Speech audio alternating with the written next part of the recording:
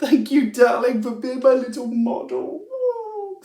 God, how many YouTubers are gonna have cats in their thumbnails? It's an opportunity for us to show off our cats. You are my socks, Squish. You are my socks. Hey up, guys! So today's movie I'm going to be discussing is the latest Pixar movie, Lightyear. A Toy Story prequel of sorts, I guess. I mean, the film succinctly explains what this movie is in the opening scene with 3 little title cards which say that in 1995, a boy called Andy received a Buzz Lightyear toy as a birthday present.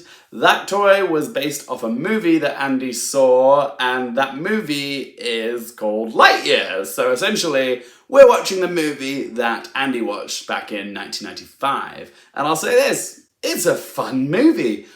Although, why did Andy get this 27 years before the rest of the world did? That is just unfair. Lightyear is a rip-roaring space adventure with sprinkles of all your sci-fi faves, from Star Wars to 2001: A Space Odyssey, to The Martian, to E.T., to Galaxy Quest, to Interstellar. Yep, this is a film for the sci-fi fans. Also, how did I just forget Toy Story? It's also a film for the Toy Story fans, doy. After Space Ranger Buzz, voiced in this film by Chris Evans, gets his colony stranded on a hostile planet, he becomes obsessed with fixing the ship's hyperspeed crystal, which they need in order to get home. So Buzz has to work with a squad of space cadets in training, which includes an adorable robot cat called Socks, voiced perfectly by Sohn, as well as Izzy Hawthorne, who is voiced by Keke Palmer, and she is the granddaughter of Buzz's old partner, Isiah Hawthorne, who's voiced by Uzo Aduba. They need to kill some robots, destroy Zerg's spaceship, and get the crystal back to their original ship.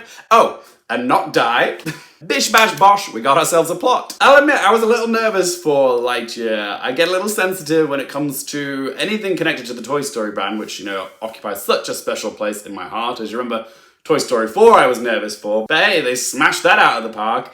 But yeah, I was worried, was Lightyear just going to be some unnecessary cash cow? And now that I've seen it, I can gladly say that it's not. I had a blast watching this film. I don't know if I would say it tops any of the Toy Story films for me in like a ranking series, but this is a worthy prequel of sorts, and which can stand proudly beside the Toy Story films. It does the Pixar brand proud. It gets the mix of ingredients just right. Lovable characters. I mean, Socks stole the show for me, and not just because I'm a proud cat dad, but Socks is in like the same league of like supporting Pixar characters who just steal the show with the comic relief, like Dory, Doug, and now Socks. Every time this cat started making sound effects like beep boop, I just lost it. Where can I get me a robot Socks? Because I want one. But yeah, excellent work from Sohn as Socks, but the voice work in this film is great. Like, Chris Evans makes a natural, all-American astronaut type character like Buzz Lightyear. Chris Evans was great. We've also got voice work from Taika Waititi, and also 2 Orange is the New Black stars are in this. You got Uzo Aduba and Dale Sewells. She was great in this as Steel. She was one of those voices where I was like, I know that voice, where do I know her from? And then I IMDb'd her, I was like, oh, she's that lady from Orange is the New Black. Frida. Her character's name was Frida. She was mates with Red. Lightyear is also a film which is beautiful to look at. It seems a bit redundant for me to say the animation is amazing because that's a given with Pixar films, but the thing that really struck me about Lightyear was the cinematography. Some of the shots in this are just absolutely stunning. The lighting, the coloring, the composition, it really is a gorgeous looking film. And I would go as far as saying that it's a film worthy of an Oscar nomination for Best Cinematography, but the Academy has never acknowledged an animated film for cinematography. And I don't know why, because some of the animated films have some of the best cinematography ever. How to Train Your Dragon, WALL-E, and I put Lightyear in the same leagues as that too. I would love to see them take a risk and give Lightyear a cinematography nomination. I'm not saying it's going to happen, but I would like to see it happen. But yeah, if other space sci-fi films like Avatar and Gravity can be nominated and win for cinematography, then why can't an animated film like Lightyear be nominated? I've also just had an idea for a video. Top 10 animated films that deserved a cinematography nomination. Is that a video you'd want? Let me know in the comments section. But not only does this movie look good, it sounds phenomenal too. There's something about stories that are set in space where the sound just feels so immersive to me. Like, it sounds silly, but I felt like a tickle in my bum cheeks during certain moments in the cinema seat. Like, the sonic blasts, the pew pew lasers and stuff, like the vibrations. It was bum ticklingly good, this movie. But also there's a couple moments in this film where the absence of sound is done to tremendous effect. And again, I'd say it's worthy of an Oscar nomination for sound design. And yes, while we're on the subject of Oscar nominations, yeah, I do think Lightyear is going to be the one to beat when it comes to Best Animated Feature at next year's Oscars.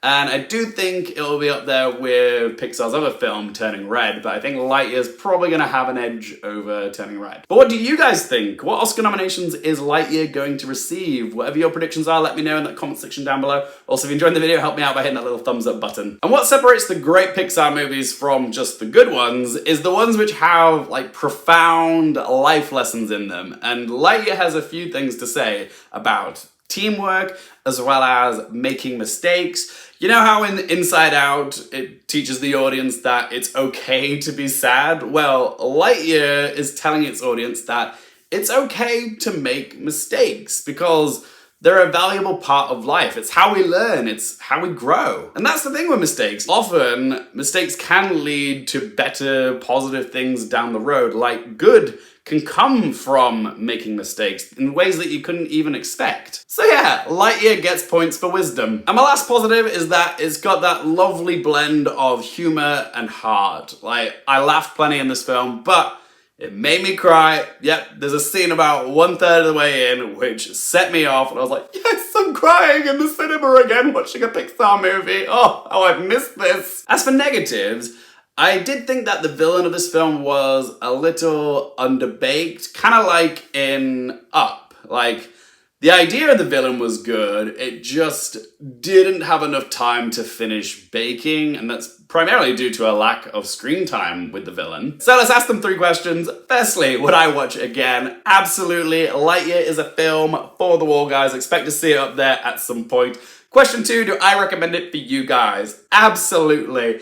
Any Pixar film that can make me cry, I am going to push on people. Go see it in the cinemas, guys. I'm actually imploring you to go support this movie because this movie needs to do well because it tells the head honchos at Disney that this is what we want, to see Pixar movies on the big screen. And trust me, it's worth the cost of a cinema ticket. It is a big screen movie. It's wondrous to watch on a big screen. Trust me. It's bum-ticklingly good.